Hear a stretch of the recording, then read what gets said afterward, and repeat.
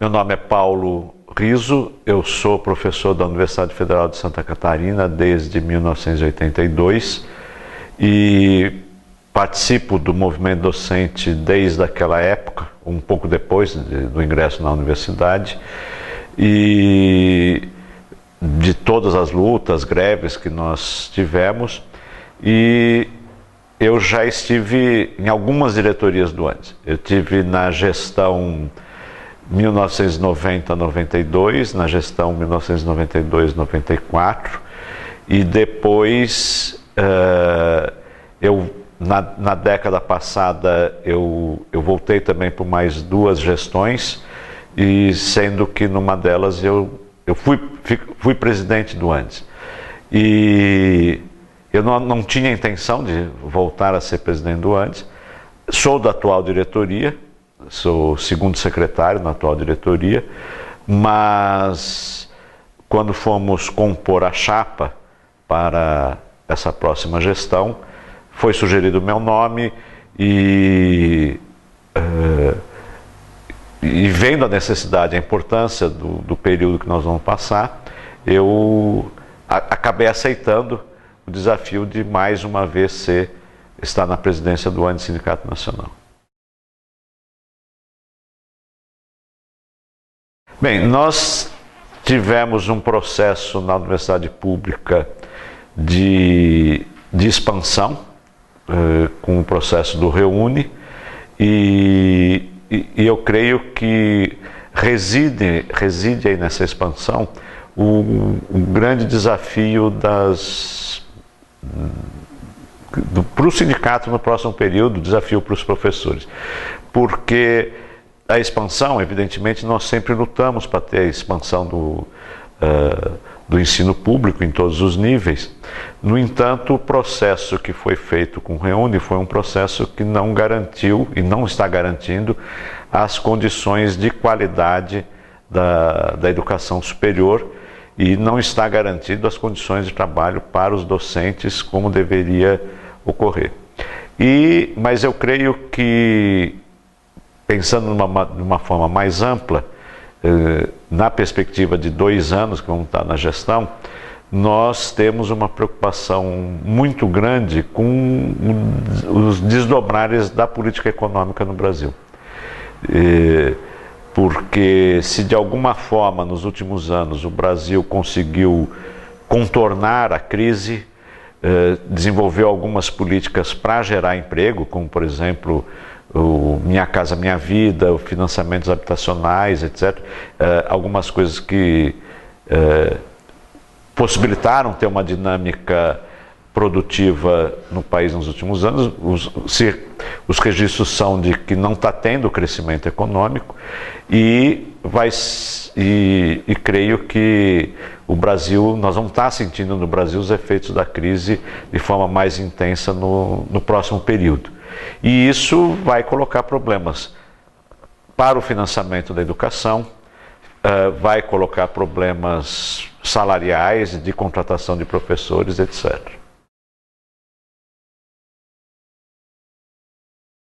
Bem, o primeiro grande desafio diz respeito à autonomia da universidade. A sua relação com a sociedade depende dela ter autonomia no sentido de poder definir os seus objetivos de pesquisa, de extensão, coisa que nós não estamos tendo hoje. Por exemplo, o financiamento da pesquisa, ele não é uma decisão, ou as metas de pesquisa não são decisões das universidades.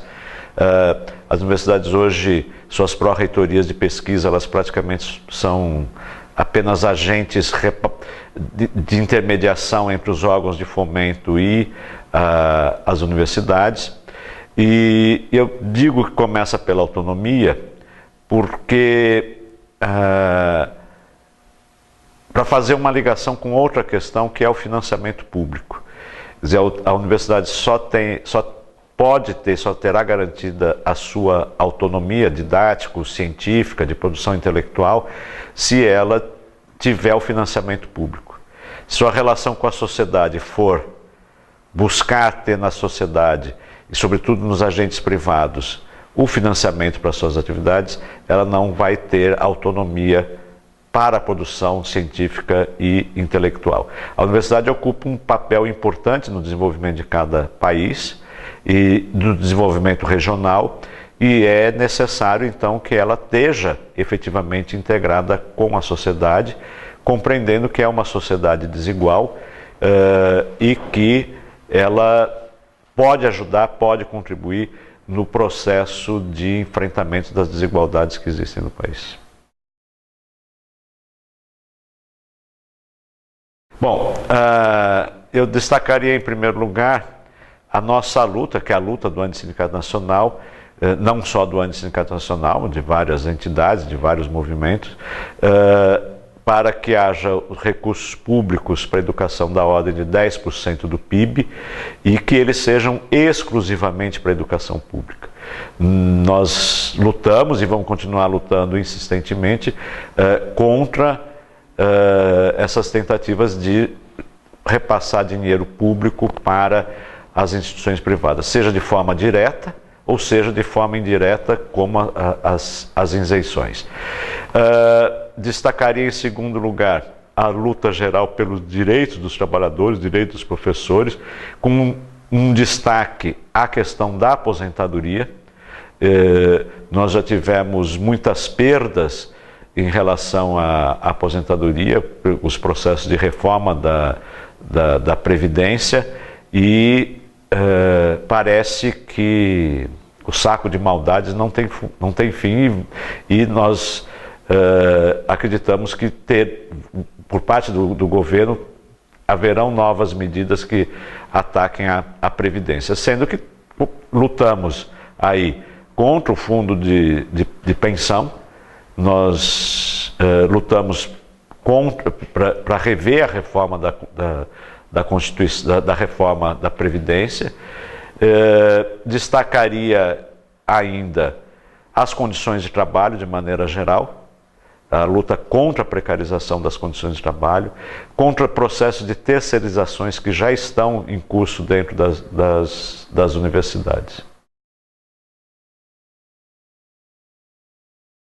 Nós tivemos a greve em 2012, tínhamos como questão central a carreira. E nós tínhamos uma carreira conquistada em 1987, produto da luta, e foi uma das maiores conquistas históricas da história do Andes, da história das associações de docentes, das greves, das lutas que tivemos na greve de 80. De lá para cá, começou por parte dos diversos governos a responder às nossas lutas, buscando implantar outras políticas que não aquelas que garantiriam as condições de trabalho. Políticas de gratificação, desestruturaram os elementos, os percentuais que tinham nos níveis de progressão na carreira. Em 98 implantaram uma gratificação produtivista, a GED, que a nossa luta conseguiu reverter, e o que aconteceu em 2012 foi que o governo respondeu com a política que ele quer implementar. E qual é a política que ele quer implementar? É uma política em que, primeiro, não tenha uma estrutura de carreira e de remuneração que tenha critérios rígidos. Ele quer flexível, porque os critérios rígidos não lhe permitem fazer reduções do vencimento básico, aumentar gratificações, e então ele quebrou as regras que estruturavam a carreira, seja da dedicação exclusiva, dos regimes de trabalho, dos percentuais de progressão. E nós e todo o processo que nós estamos buscando nos mobilizar agora é para reestruturar, sobretudo, a malha salarial. Porque a garantia que nós podemos ter de ter uma vida acadêmica, de ter um desenvolvimento na carreira, é tê-la efetivamente estruturada, e não como o governo está impondo através dessa nova estrutura que ele fez. E mais, O governo tem uma posição nítida que já estabeleceu na carreira e se expressa em projetos de lei, no projeto de autonomia, que não é do governo, é da Andifes, de que o financiamento da educação, em parte, tem que ser coberto por outras fontes que não os recursos públicos. E aí a visão do governo é que os professores são responsáveis para angariar esses recursos através de projetos. O que coloca para a educação superior um problema sério, porque além de produzir, os professores ficam responsáveis de conquistar as condições para ter a produção dentro da universidade, porque o governo quer se desfazer dos seus compromissos fiscais com relação à educação superior. Por isso ele quer flexibilizar a dedicação exclusiva. E isso ele já conseguiu de alguma forma implementar nessa nova estrutura e em projetos que estão sendo aventados, ele flexibilizaria totalmente a dedicação exclusiva. Bem, eu creio que o primeiro papel do Antissindicato Nacional nessa conjuntura é alertar os professores dos desafios que tem essa conjuntura e da necessidade de nossa articulação com outros segmentos que estão em luta para a defesa dos direitos gerais da sociedade. A Copa do Mundo é um exemplo... Professor Não, vamos refazer. Mas, professor, como o senhor preferir? Se quiser começar desde o início ou se quiser seguir aqui? Então, como o senhor preferir? Então vamos seguir. Há um fato curioso com a Copa do Mundo, porque os mega-eventos foram vendidos como um modelo para trazer os holofotes para cada país, que cedia os mega-eventos, e associado à ideia de trazer investimentos para o país, etc. E, na verdade, o que nós estamos vendo com o processo da Copa no Brasil é que, em primeiro lugar, há uma imposição na Copa do Mundo, uma imposição feita pela FIFA, e é preciso registrar que a FIFA é uma multinacional, definindo todos os processos de como são os estádios, dos processos de segurança dentro do país, e gastos enormes, porque a regra é da parceria público-privada no sentido de que o Estado tem que entrar com o grosso dos recursos para construir esses elefantes brancos que são os estádios, que provocam especulação imobiliária nas cidades, que estão levando à expulsão de populações de diversas áreas nas proximidades desses estádios. E o que nós temos buscado fazer, participando junto com a CSP Comuns do Espaço Unidade de Ação, é dar algum sentido às lutas que estão em curso no país, num processo que foi chamado e agitamos a ideia de que na Copa vai ter luta. Ou seja, o que é que nós estamos querendo expressar? Que a Copa do Mundo não pode ser um mero momento da alegria do futebol, de se torcer pelos nossos países, mas para expressar também os nossos descontentamentos, as nossas lutas, e isso está aparecendo nos processos de lutas contra as remoções das populações. Está aparecendo, e é um momento importante, porque já está aparecendo internacionalmente as imagens das contradições que existem no Brasil. E eu queria registrar ainda que já existem países que não querem mais fazer a Copa do Mundo.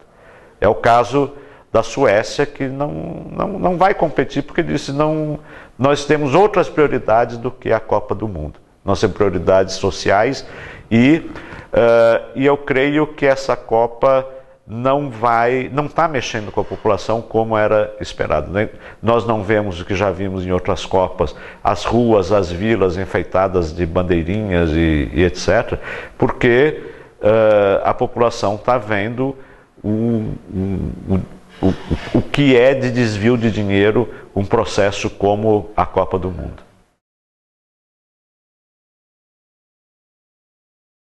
Bem, basicamente elas esbarram na questão do financiamento. É interessante fazer uma comparação entre os dois governos, o governo FHC e depois a chamada era Lula, porque no final da década de 90 teve em pauta o Plano Nacional de Educação, que agora voltou depois de uma década. E no Plano Nacional de Educação, lá naquela década, já lutávamos por 10% do PIB, não conquistamos 10% do PIB no Congresso Nacional, mas o Congresso Nacional aprovou 7% do PIB. Quando foi para a sanção presidencial, Fernando Henrique, ele não mexeu nos artigos que diziam respeito aos conceitos, às políticas, mas ele foi e vetou exatamente aqueles que diziam respeito ao financiamento. E no caso específico, a meta dos 7% do PIB. Quando o Lula está em campanha eleitoral, ele promete que vai rever isso, que seu governo vai buscar rever o veto do Fernando Henrique.